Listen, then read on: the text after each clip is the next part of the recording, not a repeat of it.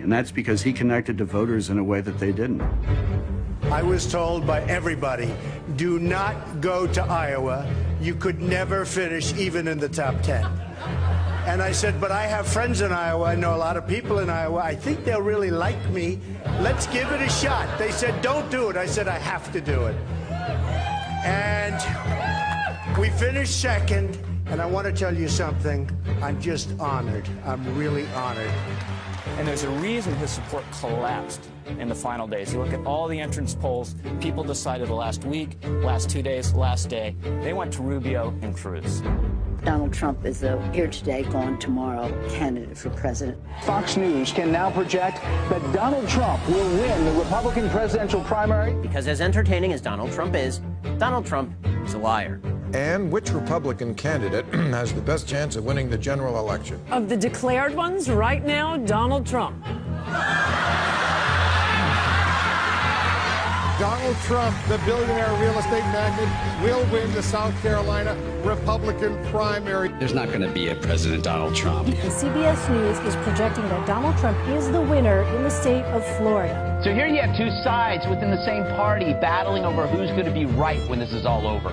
Your words were, among Hispanics generally, Trump polls only slightly better than cancer.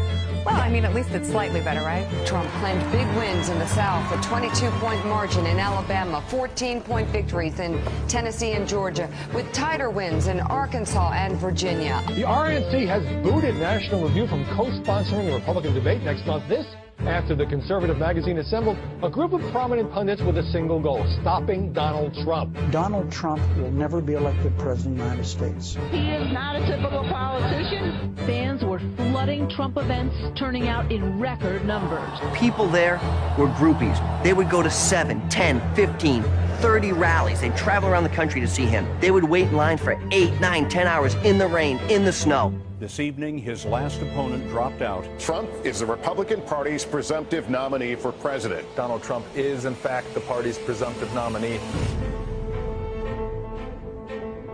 And I could not be more proud tonight to present to you and to all of America my father and our next president, Donald J.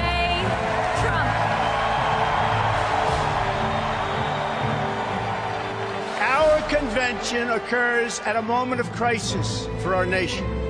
The attacks on our police and the terrorism of our cities threaten our very way of life. Any politician who does not grasp this danger is not fit to lead our country.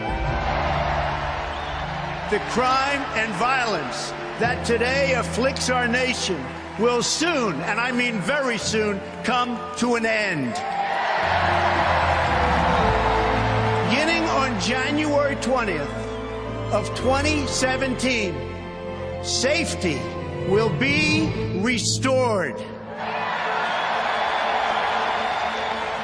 What about our economy? Again, I will tell you the plain facts that have been edited out of your nightly news and your morning newspaper. Nearly 4 in 10 African American children are living in poverty, while 58% of African American youth are now not employed. 2 million more Latinos are in poverty today than when President Obama took his oath of office less than 8 years ago. Another 14 million people have left the workforce entirely. The most important difference between our plan and that of our opponent is that our plan will put America first. Americanism, not globalism, will be our credo. The American people will come first once again. Big business, elite media, and major donors are lining up behind the campaign of my opponent because they know she will keep our rigged system in place. My message is that things have to change, and they have to change right now. Every day, I wake up determined to deliver a better life for the people all across this nation that have been ignored, neglected, and abandoned. I have visited the laid-off factory workers and the communities crushed by our horrible and unfair trade deals. These are the forgotten men and women of our country, and they are forgotten, but they're not going to be forgotten long.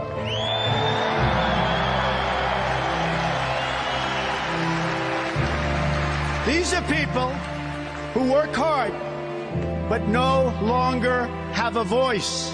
I am your voice. Unlike the massive crowd at the Trump rally, only 600 people showed up for Hillary Clinton's rally last night in Iowa. I knew things were changing because I would see the rallies in Ohio and Michigan and Pennsylvania. It's supposed to be a blue wall. I thought Donald Trump was one of the first politicians in a while who looked at voters and saw them as real people in concrete situations, people with real everyday problems, and who saw them as his fellow Americans. He kind of looked at them as part of a national family. That's Donald Trump reminding the people of where it used to be a better country, where we had manufacturing, where guys who worked in steel mills and coal plants were heroes of our country. And now under the Obama years, those jobs were decimated, and he promised to bring those manufacturing jobs back because middle America had been left behind. Today, on a very complicated and very difficult subject, you will get the truth. The fundamental problem with the immigration system in our country is that it serves the needs of wealthy donors, political activists, and powerful politicians. Let me tell you who it does not serve. It does not serve you, the American people. Doesn't serve you. Illegal immigration costs our country more than $113 billion a year. Most illegal immigrants are lower-skilled workers with less education who compete directly against vulnerable American workers. Only the out-of-touch media elites think the biggest problem facing American society today is that there are 11 million illegal immigrants who don't have legal status. To all the politicians, donors, and special interests, hear these words from me and all of you today. There is only one core issue in the immigration debate, and that issue is the well-being of the American people. Build the wall. Build the wall. You're welcome.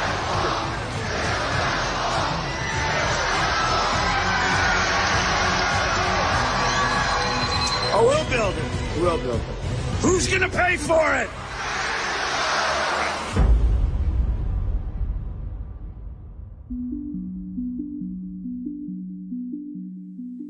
You can put half of Trump's supporters into what I call the basket of deplorables.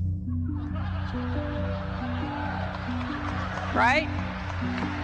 The racist, sexist, homophobic, xenophobic, Islamophobic, you name it. When Hillary Clinton called our voters and our supporters deplorable, I think it helped change the dynamics of the entire race. So what does she get out of criticizing a quarter of the country, presumably some of whom she'd love to have vote for her? We have the support of cops and soldiers, carpenters and welders, the young and the old, and millions of working-class families who just want a better future and a good job.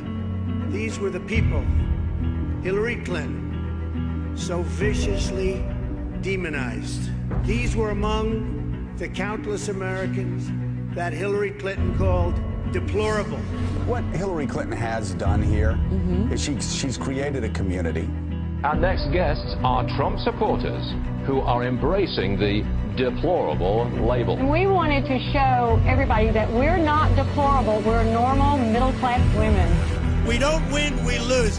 We are going to start winning again. We're going to win with everything. We're going to win so much, you are going to get so sick and tired of winning.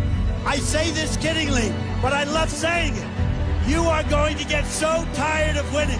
You're going to say, please, please, Mr. President, we can't take it anymore. The people of New Mexico cannot take it. You're winning too much. We can't stand it. Please, don't win so much. And I'm going to say, I'm sorry. We're going to keep winning. We are going to make America great again. New polls just out tonight nationally. Hillary Clinton after the first debate now at 47 to Donald Trump's 42. Clinton is polling now at 49%, Donald Trump at 44%. There comes a moment in every great endeavor when success or failure is determined by the decisions you make under duress at a seminal moment. Donald Trump's moment came in October. Billy Bush weekend was probably the most difficult weekend of the campaign. What was taking place at Trump Tower was the staff there was attempting to manage the president and come up with a solution. Some people told the president to get out of the race, and he was going to go down and have the biggest defeat in our history. But what I knew about Donald Trump was you never back down, you double down.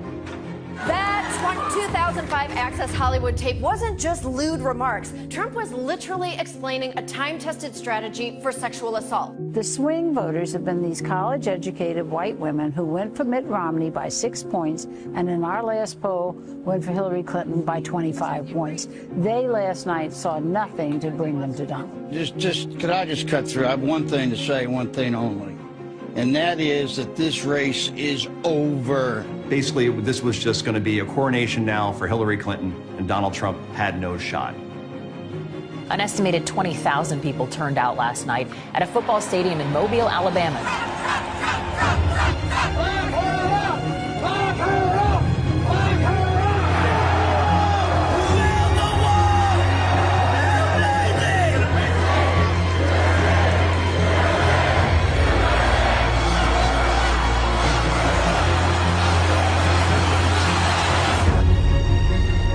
NBC News Survey Monkey poll is out today. It puts Hillary Clinton up by 10 points over Donald Trump.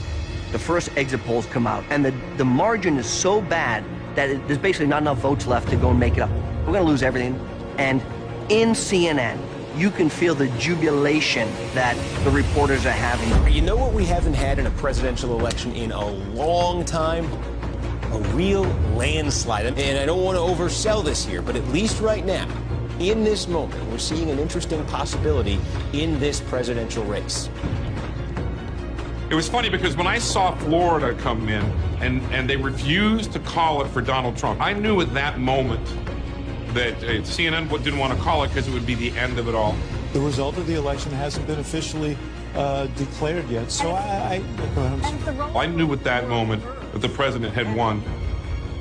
I did not think the swamp could be beaten. I did not think that the Hillary Clinton machine could be beaten. I did not think that Donald Trump would beat them. The biggest surprise of the night.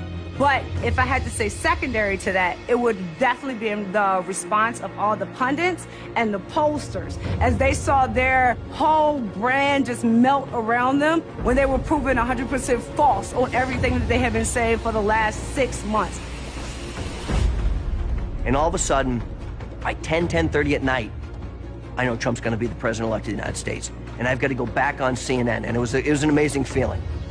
You've won, so act like you've won. I think Donald Trump is going to go on tonight. I think he's waiting for Hillary Clinton to call him and concede this race. And then he's going to make a very gracious speech which says, I want to be the president for the entire United States. I want to bring everyone together. I don't think it's outrageous for him to wait. No candidate in modern American politics has ever run a wire-to-wire first-place campaign. We went in first place, and we never looked back. We are going to make this decision now. The Fox News decision desk has called Pennsylvania for Donald Trump. This means that Donald Trump will be the 45th president of the United States.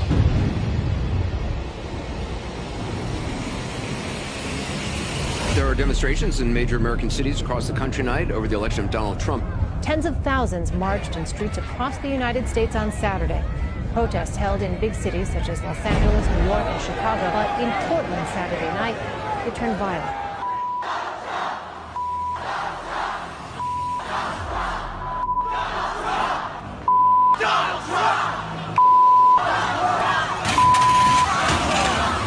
People filling the streets in America's cities, protesting President-elect Donald Trump. Crowds set fires, blocked freeways, and gathered at Trump's buildings all across the country. You're awake, by the way. You're not having a terrible, terrible dream. Also, you're not dead and you haven't gone to hell. This is your life now. This is our election now. This is us. This is our country. It's good. The Washington Post is now reporting that a secret CIA report concluded, quote, that Russia intervened in the 2016 election to help Donald Trump win the presidency. The most important thing to understand about what happened in 2016 is that it wasn't about a man, but it was about a message and a platform. Both left and right had betrayed the nation. The GOP didn't understand that Donald Trump won despite the Republican Party, not because of the Republican Party. When he took this country over on January 20th, 2017, we were in real trouble, and we still are. I attended the inauguration with my wife, was going to become a citizen just a month later. She had never heard a politician speak like this, and she mentioned that this is going to be a presidency like we'd never seen before. And when you listened to that inauguration speech, you understood that he was getting ready for battle. We will reinforce old alliances and form new ones, and unite the civilized world against radical Islamic terrorism, which we will eradicate completely from the face of the earth. And after that speech, we got a preview of exactly what the media was going to do in terms of coverage of Donald Trump, in calling it dark, in evoking Nazism, in saying all the most horrible things that you can say about an inauguration speech. When he said today, America first, it was not just the racial, I should say racial, the Hitlerian background to it. This American carnage stops right here and stops right now. The media can't resist. Why could they always not resist comparing folks to Nazi Germany or Hitler? From this day forward, it's going to be only America first. America first. We want to hear that message of America first. However, it carries with it overtones from the 1930s when an anti-Semitic movement saying we don't want to get involved in Europe's war. It's the Jews' fault in Germany. The words themselves carry very ugly echoes in our history. Finally, we must think big and dream even bigger. In America, we understand that a nation is only living as long as it is striving. We will no longer accept politicians who are all talk and no action, constantly complaining, but never doing anything about it. The time for empty talk is over. Now arrives the hour of action.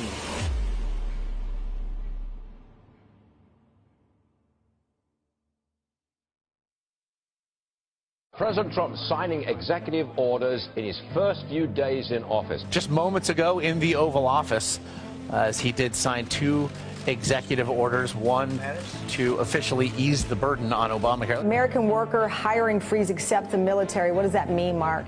Tamron, it's about, saying that there should be no more civil servants in the federal government, that they're not going to grow the size of the government with federal workers. What do you make of the signing of these executive orders and the president withdrawing the United States from TPP? Well, he's making good on a lot of campaign promises. What he's trying to do here is follow through on a promise to take action on day one. We're going to move on now to the chaos, confusion, and anger growing in the wake of President Trump's immigration ban. Overnight outrage from coast to coast. This is not about religion. This is about terror and keeping our country safe. There are over 40 different countries worldwide that are majority Muslim that are not affected by this order. What we did was we focused on, instead of religion, danger. The areas of the world that create danger for us. Besides the opposition media, now that Donald Trump holds the most powerful seat in the world, he is faced with opposition from all sides. The Democrats, never-Trumpers inside his own party, and the so-called deep state. You know, people call it the deep state or the administrative state or the entrenched political class. These are the people who are making millions off the political system of the United States. Washington is a swamp, and it's filled with people, Republicans and Democrats, who don't have the country's best interests in mind. And these are the people who oppose Donald Trump. Because he has his own people working against him. They're not part of the solution. They're part of the cabal, they're part of the swamp, and they're part of the problem. Trump needed the time to learn how the swamp worked. All of us want the swamp drained, but you cannot drain a swamp without actually knowing how it works first. And that's the same thing with progressivism. You can't pull it out by its root if you don't understand how it got there in the first place. The Democrats are suffering from a massive identity crisis and haven't been able to get their hands around the fact that they lost to Donald Trump, which has created a political vacuum in this country that the mainstream media has jumped in to fill. And they just can't get over the fact that they lost. So right after the election's over with, we start getting all these stories about Russian collusion.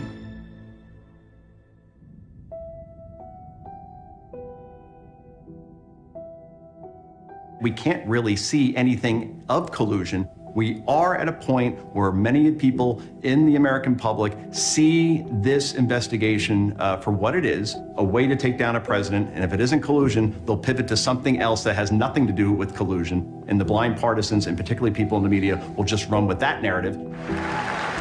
They have phony witch hunts going against me. They have everything going. And you know what? All we do is win, win, win. I don't think the people of the United States wanted an investigation. I think this was an investigation brought on by a conspiracy of people within the entrenched political class in Washington to get rid of Donald Trump. Now that I've been through my own sit-down with the Mueller team, it becomes very obvious to me that this isn't about Russia collusion. It's about getting Donald Trump. Despite the media's desire to hype the Russian collusion narrative, Donald Trump has kept his focus and has managed to secure a number of important victories in less than 2 years. If you look at what this president has been able to achieve in the first year, historic tax cut, the repatriation of money sitting overseas, African-American unemployment, Hispanic unemployment, record lows because of what this president's policies are. He stayed laser focused on the things he said he would do, on the tough calls, on the Paris Climate Accord, on the Iran deal, on moving the embassy from Tel Aviv to Jerusalem, on staring down the trade agreements that have been terrible for our country, on crushing ISIS.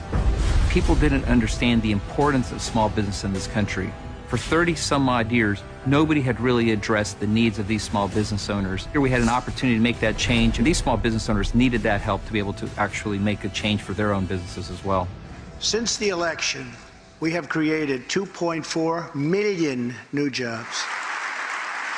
And something I'm very proud of, African-American unemployment stands at the lowest rate ever recorded.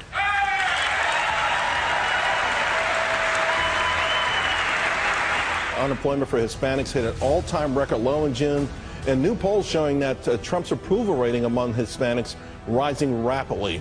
Not only because of the tax cuts, but because of the deregulation that he has forced through the stroke of his pen. He has removed the government boot off a small business's neck. We've seen big companies and small companies alike who are saying, because of the policies of this administration the first year and a half, we're growing our business. Our economy is moving in the right direction. That alone would be enough for any other president to secure a re-election right now. You couple that with the success that he's had in getting a Supreme Court justice on the court, more federal bench justices than any president in his tenure at this point ever in history. You look at the Conservative Heritage Foundation, they say, in his first year, Donald Trump has done about 64% of our mandate for leadership. So we were quite encouraged, and for anyone who doubts whether or not we have a conservative president, we in fact do. I've been astonished to watch what it looks like when you see the speed of business versus the speed of government, the speed of action versus the speed of promises. Donald Trump is a businessman who has unleashed the climate of business in this country. He has said, I believe you know how to spend your money better than the government does. I want to cut your taxes so you can invest in your own lives. You can invest in your employees. You can invest in your business. I'm going to reduce regulations. So that small business that doesn't have an army of accountants and lawyers and litigators and lobbyists, they're on a level playing field with those big guys that play very well and cozy inside the rigged system. But Donald Trump understands he wants equality of opportunity, not equality of outcome. We can unleash the engines of capitalism. He has unleashed the miracle of free market economics because as a businessman, he understands that that's how you unleash the promise of America.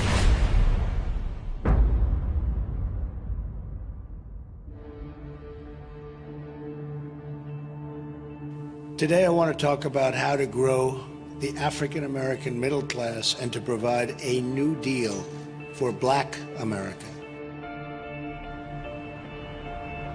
We are now seeing unemployment rates that are below 4%. And in fact, if you even look more specifically at unemployment rates amongst Latinos and amongst blacks, it is now at historic record levels in terms of lows. This is unbelievable. This administration, frankly, has done more for the Hispanic community, for the black community, than probably most other administrations have in the past. Well, at the beginning of the Obama years, especially within the black community, we were all excited that America had proven that it was able to get past this racist background. And we were excited about being able to elect the first black president. We thought for sure he would do things specifically to help the intrinsic and intransigent problems within the black community, the high unemployment rate, the black-on-black crime. Shooting violence has gotten so bad in Chicago that gunfights are breaking out now at existing crime scenes. And even with police in close proximity. We got shots fired over here.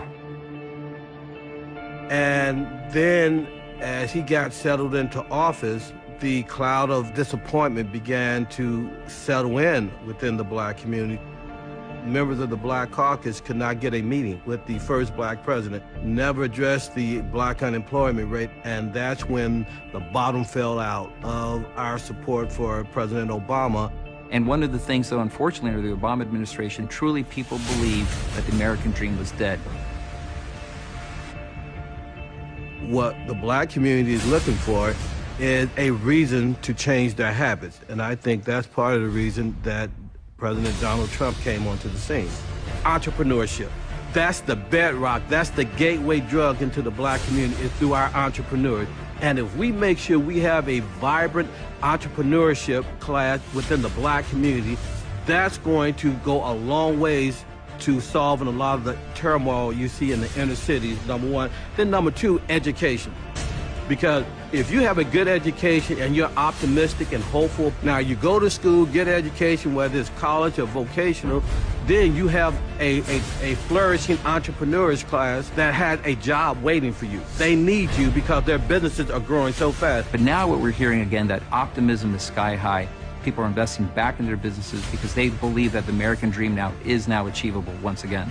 That deal is grounded in 3 promises: safe communities, great education, and high-paying jobs.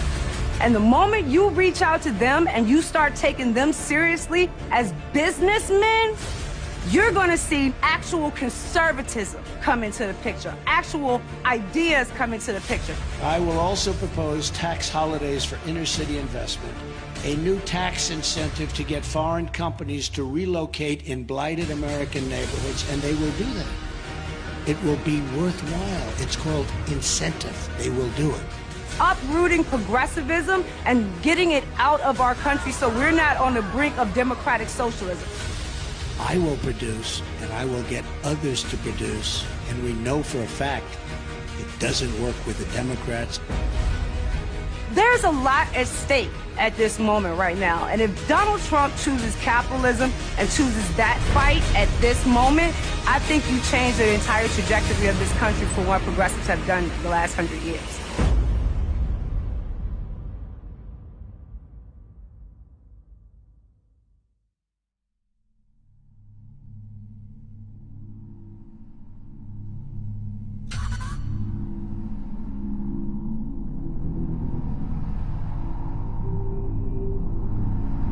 They want to kill not only our civilians, all over the world.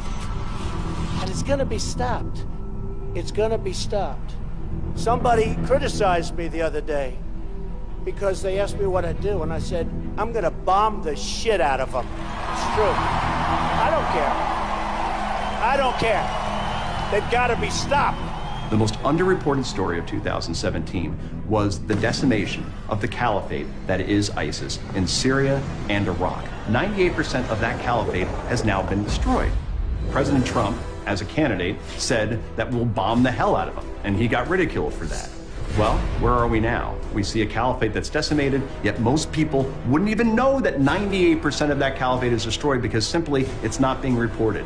There have been hundreds of modern jihadi organizations that wished to bring back the caliphate that was dissolved after World War I.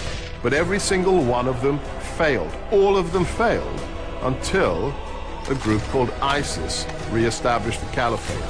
President Obama warns that the fight against Islamic State will take time. The president went to the Pentagon for a briefing with the country's top military commanders. He called the fight against Islamic State a generational struggle.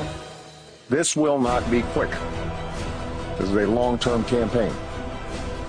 ISIL is opportunistic and it is nimble. In many places in Syria and Iraq, including urban areas, it's dug in among innocent civilian populations. It will take time to root them out. Meaning your children, my grandchildren, would have to fight these jihadis decades from now. Donald J. Trump and his administration, with the focus on the physical caliphate, compressed Obama's generational war into the span of 4 months until the caliphate was no more.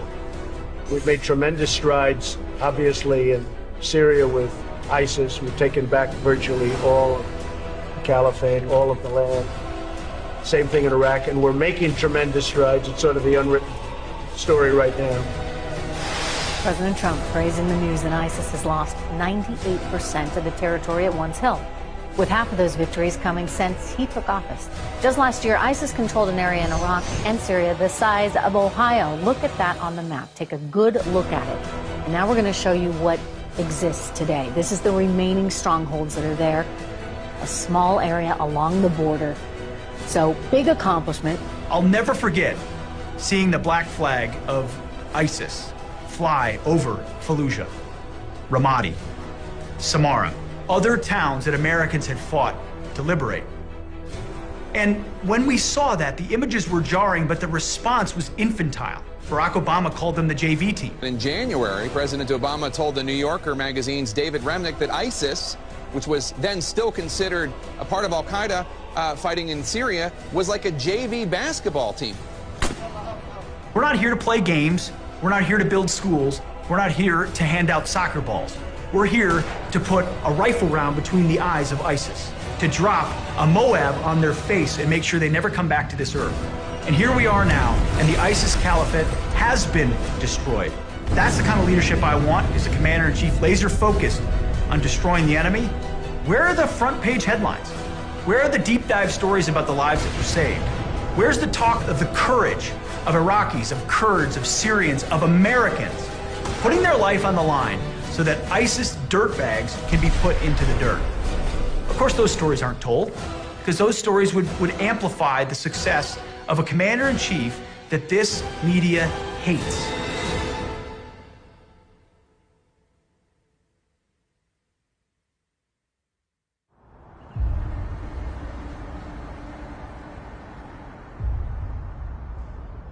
The Iranian regime is the leading state sponsor of terror.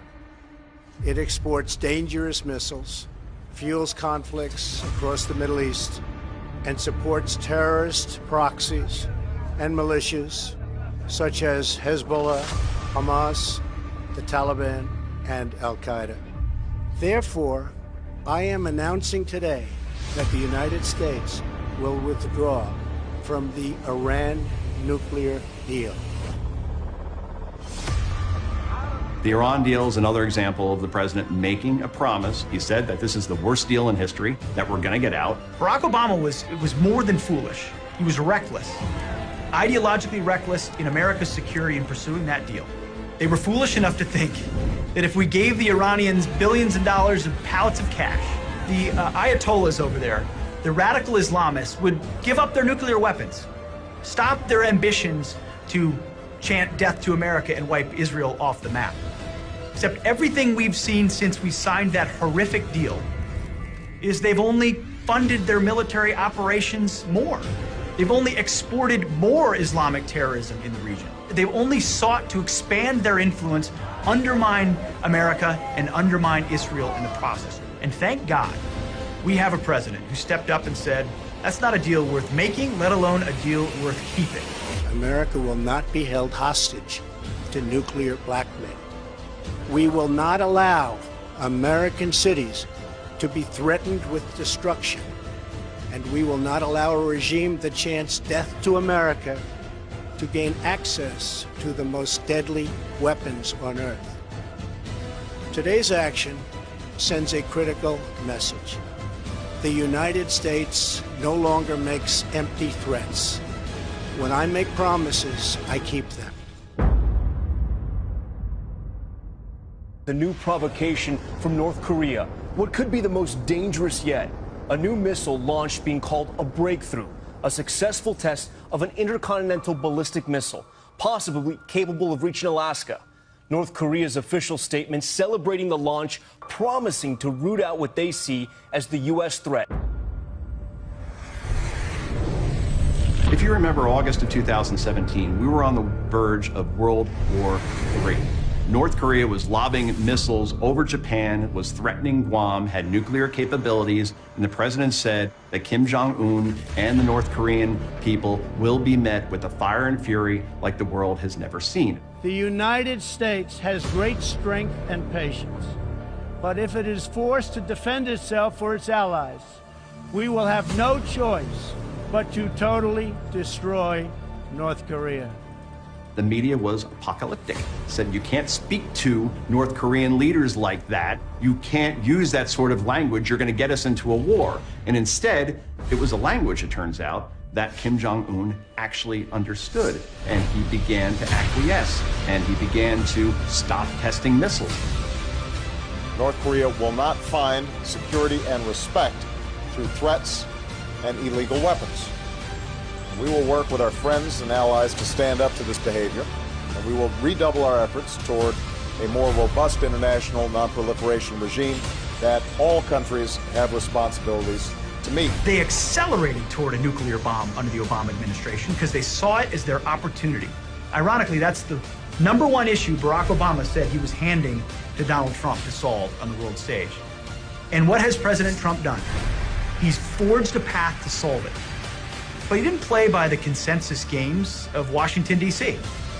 Never once did intelligentsia crowd say, you know what you should do?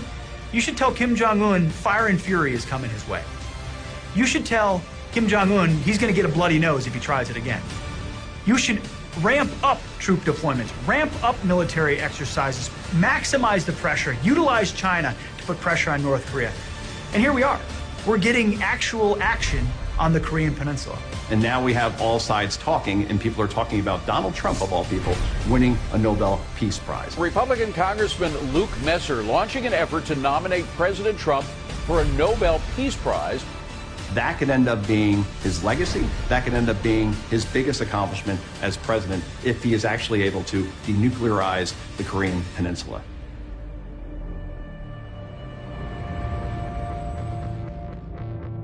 In the Kate Steinle murder case, the illegal immigrant Garcia Zarate, who killed Kate Steinle on that pier in San Francisco, was acquitted just a short time ago of murder and manslaughter charges. When Donald Trump took that escalator down in Trump Tower, as soon as he honed in on immigration, I knew that he was speaking to an America that had been told that they weren't allowed to talk about these issues, that they were verboten, that they had to be censored in public discourse for the sake of social cohesion. Donald Trump was having none of it.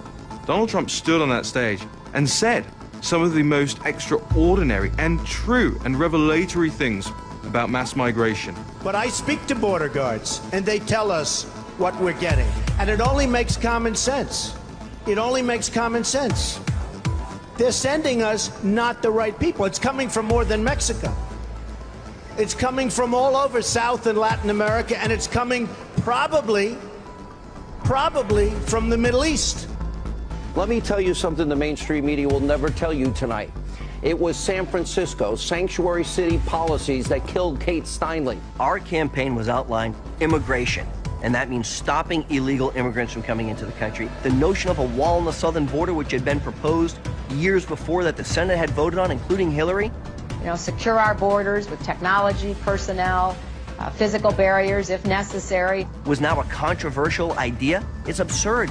When we went out to the American people and the president started talking about bringing our jobs back, under the Obama years, those jobs were decimated, and he promised to bring those manufacturing jobs back because middle America had been left behind. We will bring our jobs back, Sean. We're going to bring our jobs, as sure as you're sitting there, we are going to bring our jobs back into this country for the first time. If we don't have a wall, we don't have a country. And if you don't have a border, you will have a perpetual problem exploited by the worst of the worst, by MS-13, by drug runners, by sex traffickers, by violent gangs. All of these groups who have created problems across our country that then left-wing politicians give sanctuary to. Reaffirming its reputation as the sanctuary city of all sanctuary cities, San Francisco is doubling down on its defiance of federal immigration law. To me, the border wall is as close to an immigration litmus test as there exists. Find me a politician and ask them what they think about the border wall. And if they say, well, maybe we need it, maybe we don't, they still don't get the idea of immigration today. They still don't get the idea of a nation state. They still don't understand how central it is to the future of our country. People who really don't believe America should have borders, people who see immigration as simply a factor of production, who see immigrants as future Social Security taxpayers and nothing else, people who don't send their kids to public schools where 14 or 17 languages have to be taught, and the Latin kings are battling it out with MS-13 over the turf and driving out African Americans whose ancestors have been there for 100 years. America has never been a race, a gender, a social class. It is a set of ideas that we have perpetuated, but it starts with the rule of law. Without the rule of law, everything else falls apart. Without the rule of law starting on our border, we don't have a country. When I talk with a lot of my friends in the Congressional Black Caucus privately, I chastise them. How can you be black and you're supporting amnesty for those in the country illegally, when then at the same time you complain about the high unemployment rate in the black community? So your solution is to bring in cheap labor? Really? The black folks I talk to do not support amnesty for illegal. Even most of the black liberal Democratic staffers I know and talk to, privately, they don't agree with it, but they are terrified to go public and say they disagree with it. Why pay an American engineer $150,000 a year when you can import them and pay them $80,000 a year? We need to get back to putting Americans first and not worry about trying to be president of the world, which we had 8 years of that. Now we have a president that's singularly focused on, if it's good for America, then it's good for the world. That's a total paradigm shift. What President Trump is doing with this issue of illegal immigration is resonating in the black community. What we have to do is do a better job of giving these people a microphone to talk about how they feel about that issue.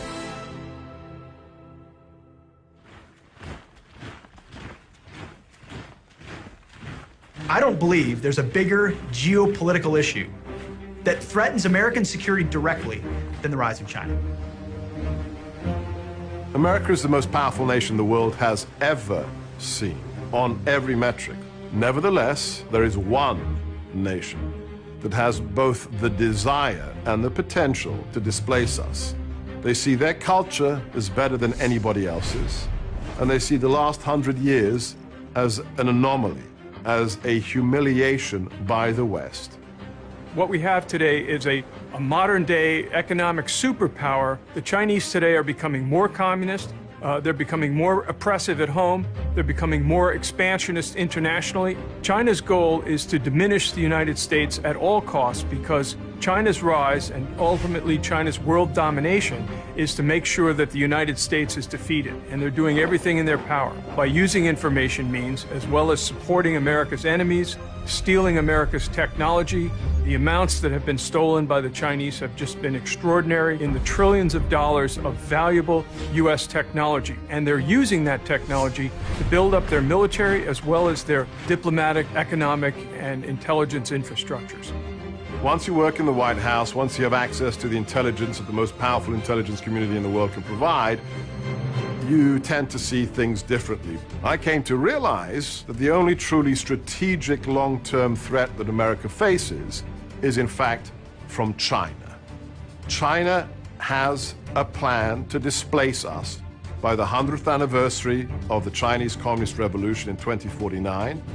2049 is 100th anniversary of Chinese People's Republic of China. In the 2021, they want territory integrity, which means they want Taiwan, they want South China Sea. And then in 2049, they want to overtake the United States. The flashpoints between the United States and China are clearly in the Pacific. The South China Sea, which sees $5 trillion in trade annually, has been militarized and literally taken over by the Chinese in a covert operation to build small islets throughout the sea and begin militarizing them with missiles. Any of these three flashpoints could erupt into a regional conflict unless the United States takes major action to push back against this Chinese hegemonism. Mr. Xi, for years, he was a very cautious guy. He understood how to climb up in China. To climb up in the communist ladder, you have to be harmless. People are not afraid of you. You're not in anybody's way. But when he got to power, now he's showing his true color. We see him using Mao's language. We see him raise issues like what Mao raised. Xi Jinping comes from a veteran family. Both his parents are communist high-ranking leaders. He grew up in that environment. So when he comes to power, he has a mission to defend, to restore, revive the Communist Party, make it become a stronger, glorify the Communist Party. China is definitely a totalitarian regime because it's control everything. China is control everybody's thinking, everybody's social behavior, and everybody's speech, and not a single regime in the history can have such a total control over its people. The totalitarian machine, the whole country is a police state. They have developed a strategy, the One Belt, One Road strategy, and they've developed a doctrine called unrestricted warfare to undermine us in indirect ways, specifically economic warfare and political warfare, and the development of military technologies that leapfrog over conventional military technology development. It's actually a stalking horse for the Chinese ideology of Chinese communism, socialism with Chinese characteristics. They're building up countries around the world, and with that comes the Chinese economic model as well as the Chinese authoritarian and communist system. And the United States, again, is at a loss to try and counter this. China basically has no oil, and therefore they're heavily dependent on Middle Eastern oil, so they're looking for ways to control the oil coming out of the Persian Gulf and the Middle East and make sure that they can secure that. I think President Trump perhaps is one of the smartest presidents we have. And his engagement with China, I think as a businessman, first he understands personal relationship.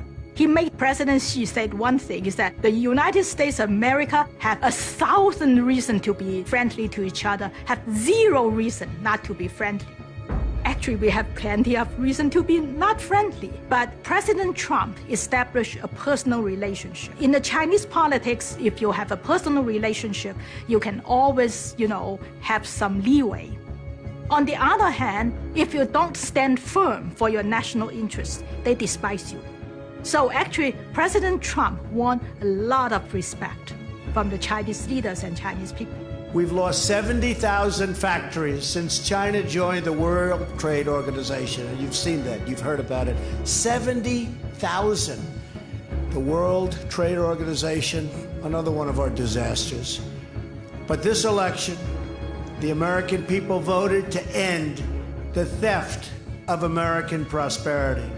They voted to bring back their jobs and to bring back their dreams into our country. That's why I'm here today. In just a few moments, I will be signing a Buy American and Hire American executive order. You haven't heard about that in a long time in this country. With this action, we are sending a powerful signal to the world. We're going to defend our workers, protect our jobs, and finally, put America first. Donald Trump was one of the first politicians to recognize the threat from China. He broke with the business community and that he wasn't going to go along with business as usual by ignoring China's aggression in the South China Sea and other areas, ignoring China's human rights abuses. Donald Trump has made a sea change in the U.S. approach to China. He's made China the top threat, along with Russia. He has made protecting American economic security one of the highest priorities. Again, this trade and interaction in the past was based on the false notion that trading with China would have a moderating influence on its behavior, and President Trump was the first to recognize that this has totally failed and that a much tougher approach is needed. We're going to be fulfilling another campaign promise by taking firm steps to ensure that we protect the intellectual property of American companies and, very importantly, of American workers. No, mark my words, if the 21st century is not an American century, the 21st century will not be a free century. And I'll tell you this, the Chinese, the communists, believe the future is theirs, that their economy and its central planning is the future, that their military will eventually overtake America's, and they do not believe that our will is strong enough to confront them. They believe America is a declining power, that free peoples and capitalism inevitably implodes, and that central planning and dictatorship and communism is the way of the people. If we do not stare down China, not just on trade, but on their military ambitions, the 21st century could be a Chinese century, and that means it sure is not a free one.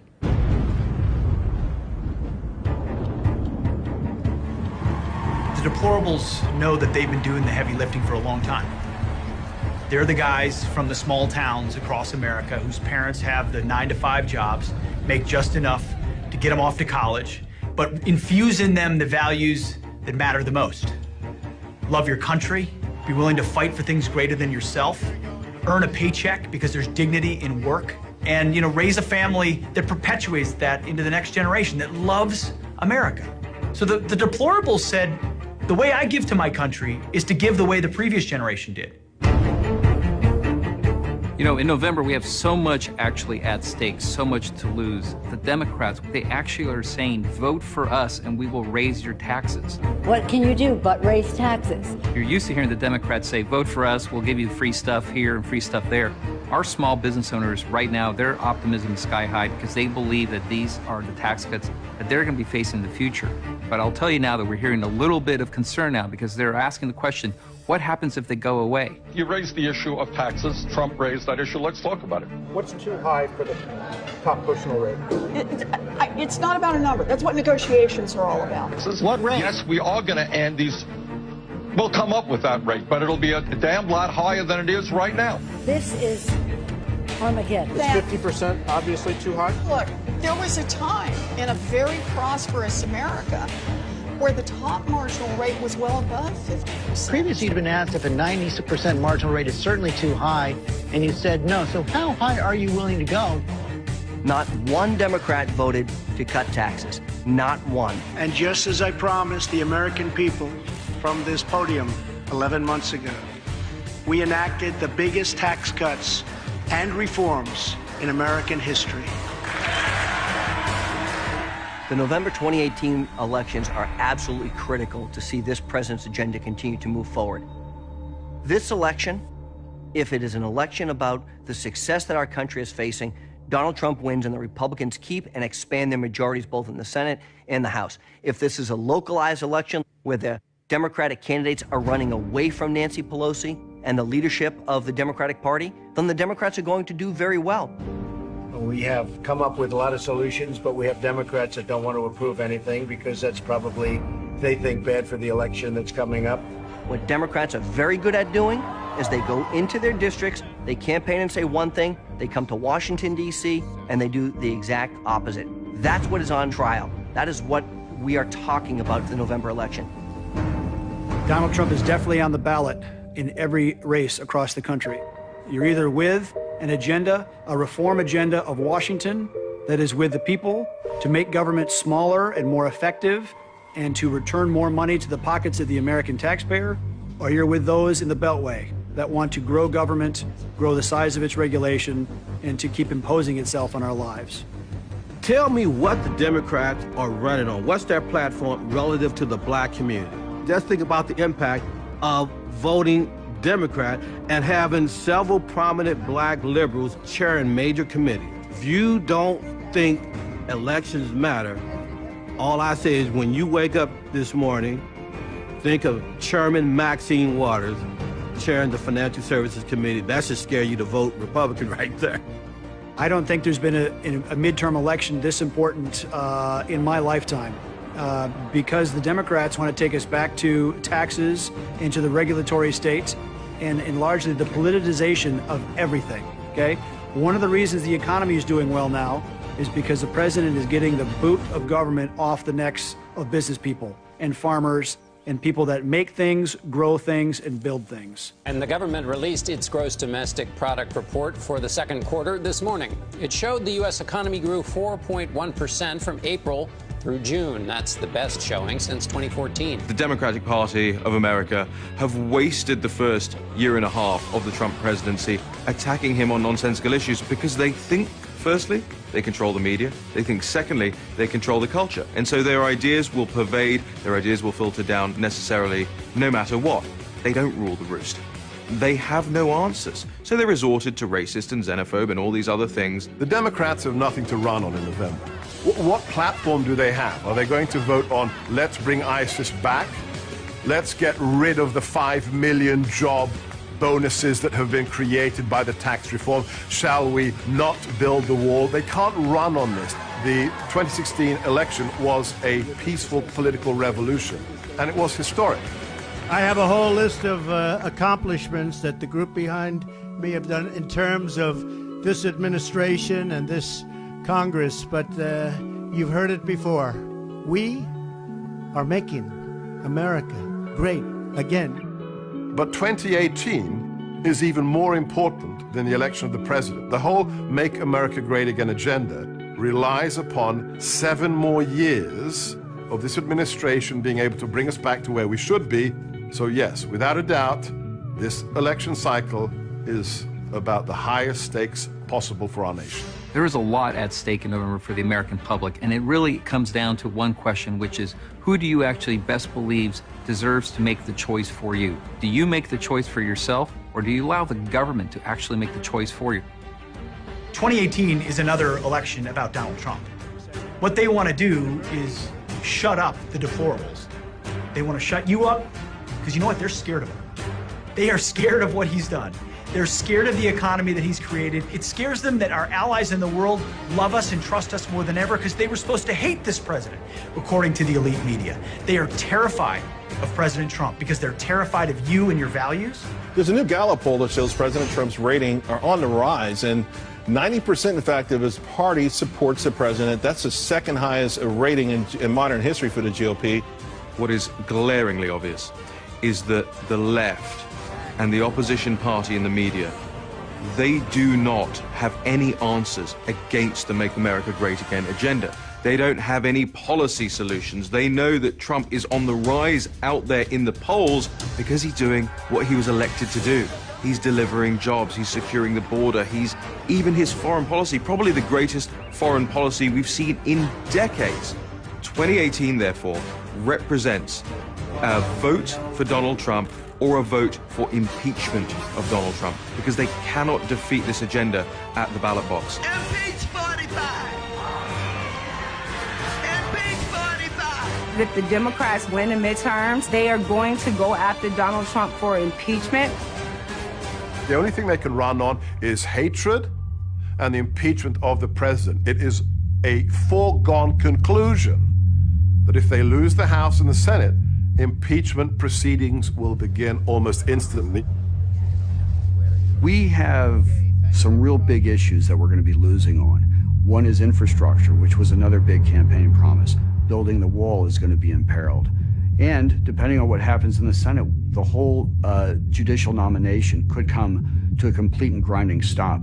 We're going to have some Supreme Court vacancies that are going to determine the future of this country for the next 50 to 60 years. Those are critical nominations, and they need to get confirmed by the Senate when they're made. And if we lose, if the Democrats take the Senate as well, we're going to lose all those judicial nominations.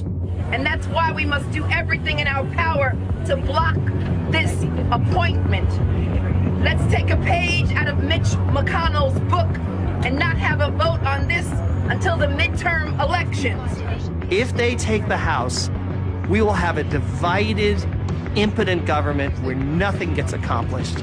It will be ugly and horrible, even beyond the ludicrous and dishonest impeachment hearings, which manifestly corrupt Democrats will be conducting in the full light of day, with everyone knowing that it's purely a partisan exercise. I don't respect this president. I don't trust this president. He's not working in the best interest of the American people. His motives and his actions are contemptible, and I will fight every day until he is impeached. We have to keep the House, because if you listen to Maxine Waters, she goes around saying, we will impeach him. We will impeach him. Then people said, but he hasn't done anything wrong. It's time for his agenda to be enacted fully. And we need the midterm elections to stay with the Republicans for that agenda to continue. Otherwise, you're going back to more regulation, more taxes, and more state control from an Obama-Clinton approach to government.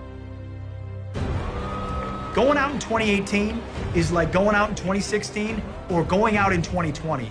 This is a referendum as to whether or not the forgotten man will be remembered and whether or not the deplorables will still be heard. And whether or not we live in a system where a duly elected president is allowed to do his job. The president is unstoppable. What he did when he ran for president wasn't done for money and wasn't done for fame. He will never give up, but he's only one man. For the last 30 years, our nation has been covered in an ice blanket of political correctness that froze solid the media, the arts, and politics. We allowed that blanket to fall. But then, 2 years ago, along came a man, the kryptonite of political correctness. I will always put America first. And like an ice-breaking ship, he slammed into that ice and broke a pathway and freed that sea lane up. But if you understand the physics of ice breaking, when that tungsten hull rides down on that ice and breaks it free, if you don't have a flotilla of ships that comes in right behind the icebreaker, in real life what happens? The ice comes around the bow, around the hull of the ship, and then almost instantaneously re-knits itself and closes off that waterway. America must create the flotilla.